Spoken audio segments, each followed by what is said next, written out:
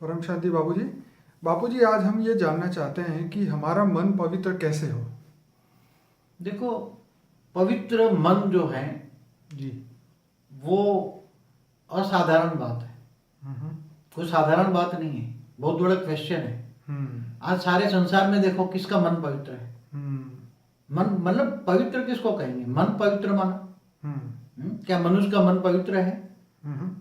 देवी देवताओं का मन पवित्र है? नहीं। क्योंकि देवी देवता तो कपट करते हैं, लड़ाई झगड़ा, देवता और असुरों का संग्राम होता ही रहता है। हम्म। तो जिनको तुम याद करोगे उसी में तुम्हें पाओगे। तो पवित्र बुद्धि रखनी है, पवित्र मन चाहिए, तो तुम्हें पवित्र बालक को ही याद करना पड़ेगा। बिल्कुल ठीक बात है। इसलिए गीता में उसका बोला हुआ है ना, क्या बोला है भगवान ने गीता में? बोला है कि तेरा मन मुझे दे दे। क्या बोला है? और कुछ नहीं करना, सिर्फ तेरा मन मुझे दे दे। क्या बोला? और कुछ नहीं चाहिए, तेरा सब कुछ तेरे पास रख, तेरा मन दे दे। क्योंकि तेरा मन है ना, मन मरकट है, बंदर की तरह इधर उधर भागता रहता है, कभी इधर कभी इधर कभी इधर, देहधारियों में भटकता रहता है। तो देहधारियों को याद करोगे तो मन कैसा होगा? जैसा देहधारी तो आप जानते हैं कैसे होते हैं। इसलिए तेरा मन दे दे, तो मन भगवान को तुम दे देखो तो मन पवित्र रहेगा ना। बिल्कुल। तो परमात्मा को तुम मन दे देते हो।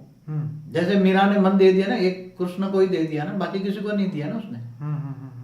तो मीरा को ही एग्जांपल ले लो ना। मन देना मतलब किसी और से अपनी बुद्धि में या मन में किसी और को याद नहीं करना, मन को सरेंडर कर देना परमात्मा को। ओके।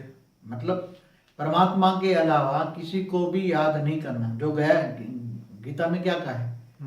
पहले ही सब्जेक्ट का है, तू मुझको देह और देह के सर्व संबंध भूलकर आत्मस्वरूप बनभूत परमात्मा को याद कर, मेरे सर्व पापों का विनाश कर दूंगा। तो मन पवित्र रखना, मन पवित्र कब होता है? कि जब तुम्हारे सारे विकर्म विनाश होते हैं, तब मन पवित्र होता है। और मन पवित्र मन परम आत्मा बन जाती है। क्या बन जाती है? आत्मा, परमात्मा बन जाती है। तो परम मन बन जाता है ना। पवित्र माना परम, पवित्र माना परम, शुद्ध नहीं, परम। बराबर। तो पवित्र आत्मा बन जाती है तो परम आत्मा बन गई। तो परमात्मा कैसे बनेगी? जैसा तो शब्द वैसा रंग। तो बाबूजी हमें इसके लिए सब देवी देवताओं से भी ऊपर जाना पड़ेगा। देखो, एक गीता में सीधा कहा है, तुम जिसको याद करोगे उसी को पाओगे। क्योंकि देवी देवताओं को याद करते हो तो उसमें जो होगा वो तुम्हें मिलेगा। क्योंकि उनके अंदर भी प्रतिशोध की भावना होती है। उनके देवी अंदर देवता भी तो हर वक्त लालच लड़ाई होती है। झगड़ा करते हैं। देवी देवता आप देखो शास्त्रों में, देवासुर संग्राम कितने हुए। और देवताओं का राजा इंद्र कैसा था, आप देख लो।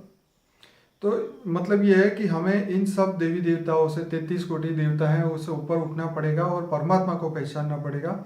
और जब हम उनको पहचान पाएंगे सही तरीके से, ज्ञान से, तब हम अपना मन दे सकते हैं, तभी हमारा मन पवित्र हो सकता है।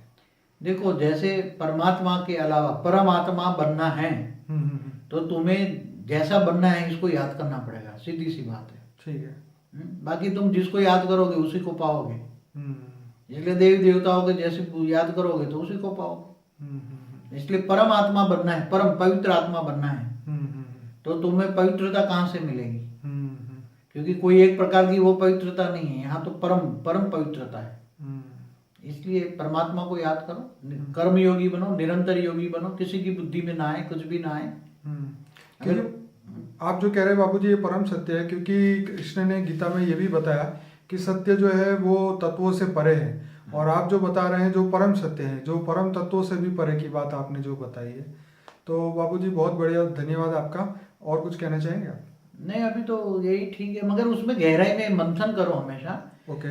कि अगर तुम्हारी बुद्धि के अंदर तुम्हें पवित्र बुद्धि बनना है तो सीधी सी बात है कि तुम परमात्मा को याद करो। अब गीता का भगवान को याद करो तो गीता का भगवान कृष्ण है, चलो कृष्ण की शरण में जाओगे तो भी अंत में जो कृष्ण जिसका अवतार है उसी को पाओगे ना तुम। बोला है गीता में, तुम अगर कृष्ण की शरण में भी जाओगे तो अंत में मुझे पाओगे। तो जो कृष्ण की भक्ति करते हैं तो अंत में उसी को भी पाते हैं। भक्ति का फल ज्ञान मिलता है, और ज्ञान से फिर अंत में ऑलमाइटी, जो ऑलमाइटी ऑथोरिटी है, कृष्ण का अवतार है वो ऑलमाइटी ऑथोरिटी का अवतार है। वो ना एक ब्रह्मांड का, ना दो ब्रह्मांड का, ना अनंत कोटि ब्रह्मांड, वो तो ऑलमाइटी ऑथोरिटी का अवतार है। गीता ज्ञान देने वाला ऑलमाइटी ऑथोरिटी है।